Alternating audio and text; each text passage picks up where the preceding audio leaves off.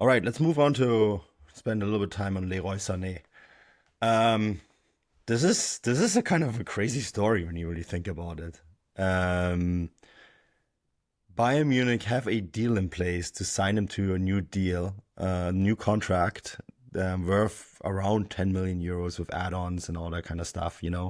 Significantly less. We spoke about that, I think last week, and said this is a good deal for Bayern, right? To sign a guy, like, oh, by the way, I'm going to comment on this. Bundesliga becomes less attractive product if it moves to La Liga or Premier League. I disagree with that very heavily. Here's why. It doesn't help the Bundesliga if he plays at Bayern, because it's just be another, it's be one of those moves actually that would hurt the league. Anyways, Leroy Sané.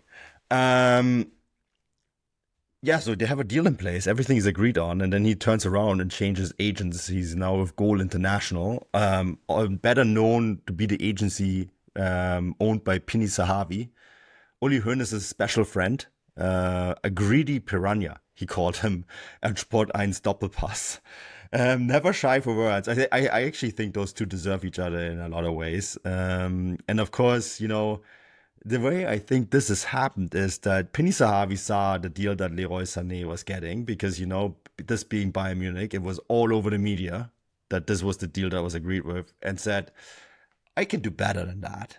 Leroy is playing a really good year. I can get him a better deal than that. Phones him and says, hey, you're a current agent. You should sack him and come to me. And and then um, all of a sudden there's a agents change and new negotiations, and now the Bayern Munich might have to pay a sign-on fee. So yeah, it's a little bit crazy, and I think it could change the entire narrative on the story, and I think it could also lead to Leroy Sané not staying at Bayern Munich. Yeah, this has the this absolutely has the possibility of kind of torpedoing all the goodwill that seemed to be building between Sané and Bayern Munich over the last kind of 6 to 8 months. We've talked about Sané so much on the show recently, and he's such an interesting figure because on his day he's a world class player.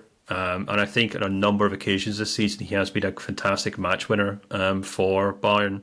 Um, he can do things that I don't think Coleman can do, that Gnabry can do, Thomas Muller can do.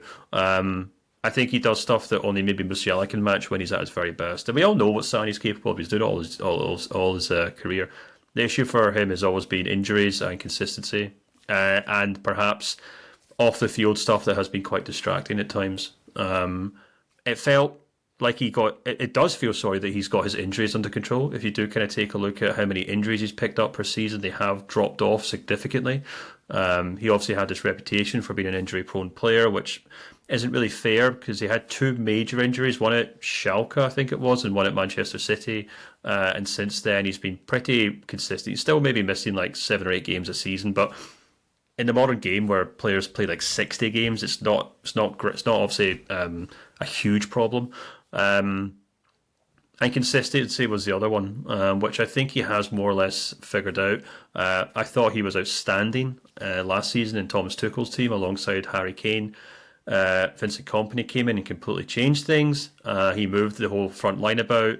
Took Sani some time to kind of adapt, and I think he's now finishing the season in a very strong position because he's shown that he can adapt.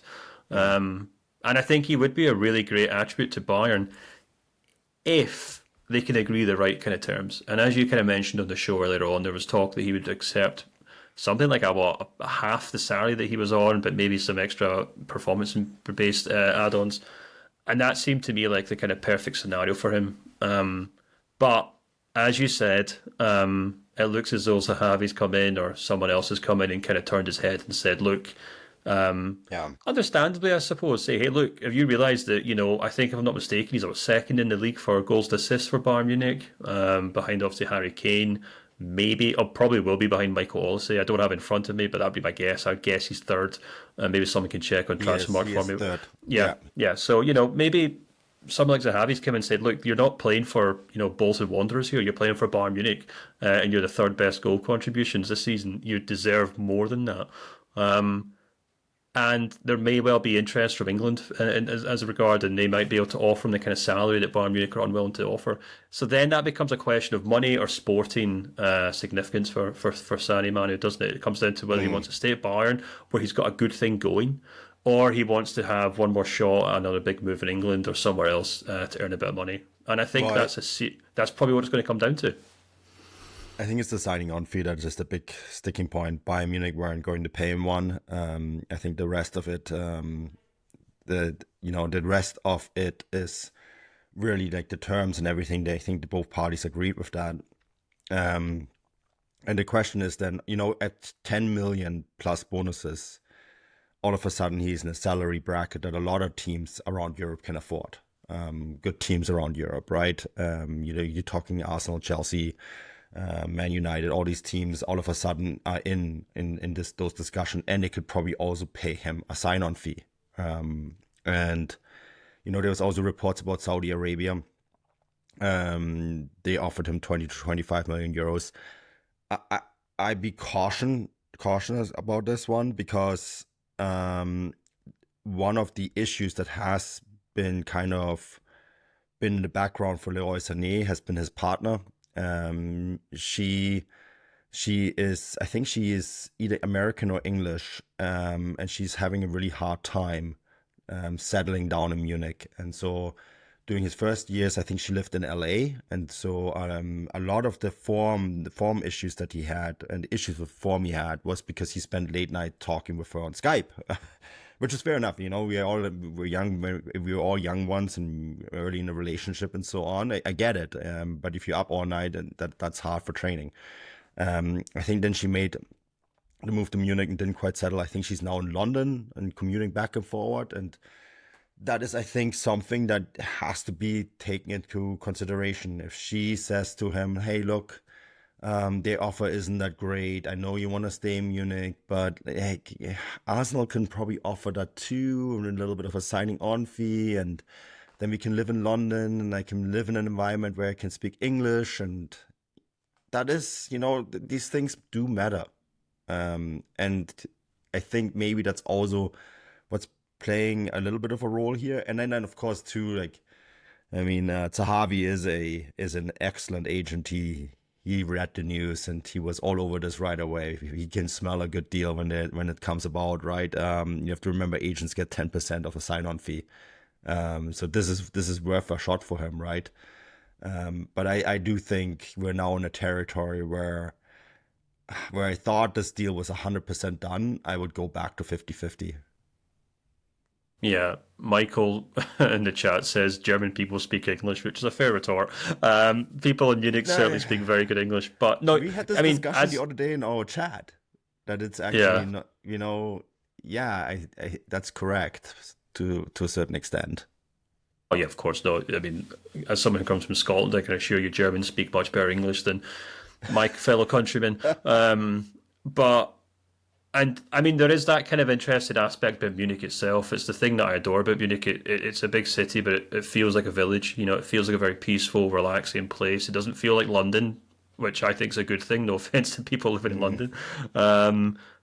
And, if you're a kind of quiet soul like myself who lives out in the countryside in Scotland, then it's something I adore. My wife and I love going to Munich every year because her work takes her there for shows during the springtime. Yeah.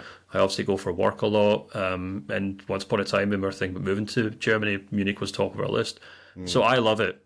But that's because it doesn't feel like a big city. It doesn't feel like London. It doesn't feel like Paris. It doesn't feel like New York. So I can completely understand if, Sané's partner hates it for that reason. That's fair. People have different opinions on things. Yeah. That's all well and good. I just wonder, another thing that I think is maybe worth bringing up is if you do kind of look at the way that Bayern's squad's kind of coming together. We just talked about Wirtz. Wirtz comes in, obviously, then he kind of pushes Sané down a rung or two. But I think it's maybe another kind of subplot to what's happened at Bayern over the last kind of 12 or 18 months as well, is that under Tuchel, Sané played through the middle as a number 10, almost the second striker of Harry Kane, and he did a great job of that.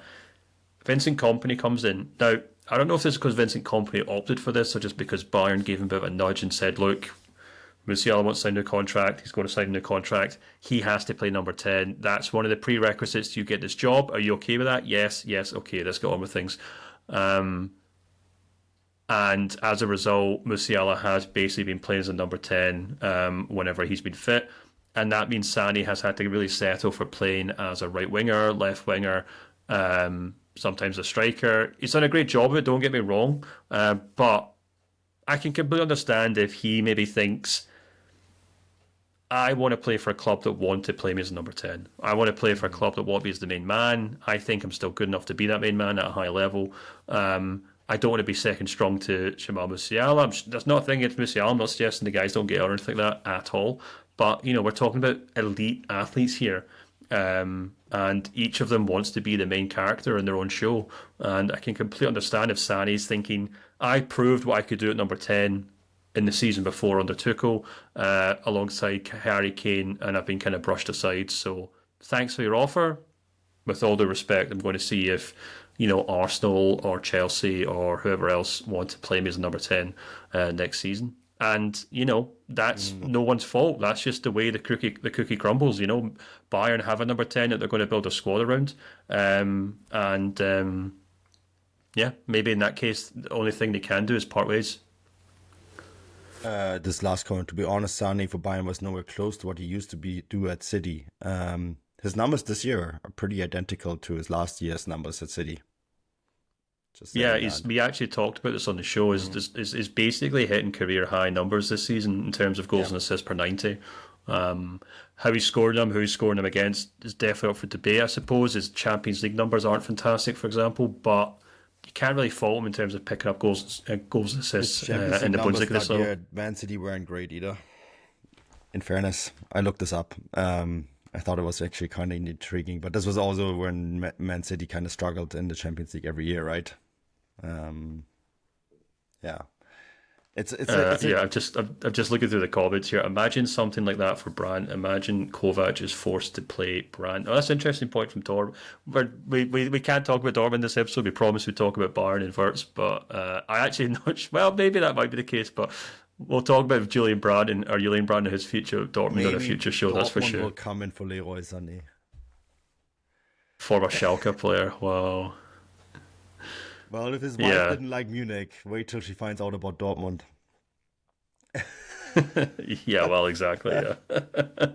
Hope she likes Düsseldorf. And players are no longer allowed to live in Düsseldorf. They all have to live around that area in Phoenixsee in Dortmund, right?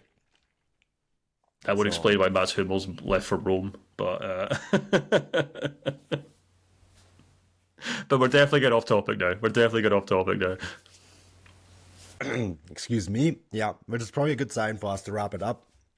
This is great, Stefan. We'll be back, obviously, for the pre-show later this week. And until then, auf Wiedersehen.